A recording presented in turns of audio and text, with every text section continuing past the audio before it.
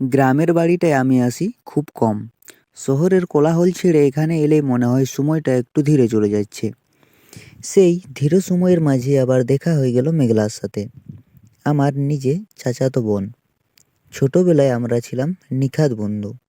আম কুড়ানো, পুকুর পাড়ে বসে গল্প, সন্ধ্যায় একসাথে হেরাকিন জ্বালানো, সব কিছুতেই ও ছিল খুব কাছের একজন। তখন কখনো ভাবিনি সম্পর্কের নামের বাইরে আর কিছু হতে পারে। কিন্তু মানুষ বড় হয়, অনুভূতিও তার সাথে সাথে বদলে যায়। এবার ঈদের ছুটিতে বাড়ি এসে দেখি মেঘলা আর আগের মতো নেই। চোখে এক ধরনের শান্ত গভীরতা, কোথায় পরিমিত ভাব।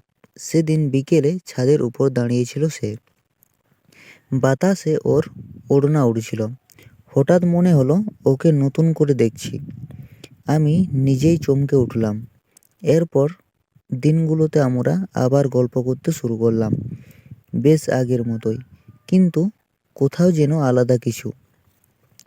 মেঘলা এখন কলেজে পড়ে, স্বপ্নের কথা বলে। সে নাকি শিক্ষক হতে চায়।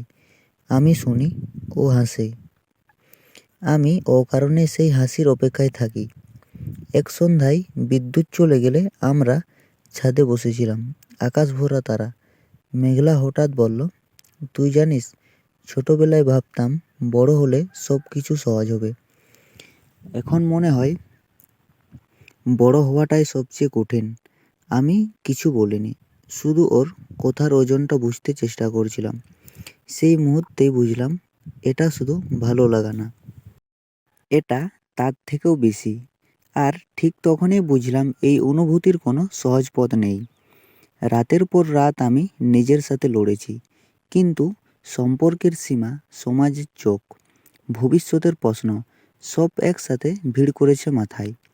মেঘলা কিছু বোঝে কি না, কিন্তু ও যেন ধীরে ধীরে একটু দূরে সরে যাচ্ছিল আমার থেকে। হয়তো ও বুঝেছিল শেষ দিন শহরে ফেরার আগে ও আমাকে উঠোন পর্যন্ত এগিয়ে দিল আর বলল, তুই বদলেছিস অনেক। আমি একটু হেসে বললাম, সবাই বদলায়। ও একটু চুপ করে থেকে বলল, কিছু অনুভূতি বদলায় না, কিন্তু সব অনুভূতির জায়গা হয় না। আমি তাকিয়েছিলাম ওর দিকে। সেই চোখে কোনো অভিযোগ নেই, শুধু বোঝাপড়া। আমি বললাম, ভালো থাকিস রে মেঘলা। ও মাথা নাড়ল। তুইও। বাস ছাড়ল, গ্রামের রাস্তা পিছনে পড়ে রইল, তার সাথে মেঘলাও। কিছু প্রেম পূর্ণতা পায় না, কিন্তু তবুও সেগুলো মানুষকে ভাঙে না, বরং আরও পরিণত করে। আর সেই পরিণত হওয়ার গল্পটাই হয়তো সবচেয়ে নীরব ভালোবাসা।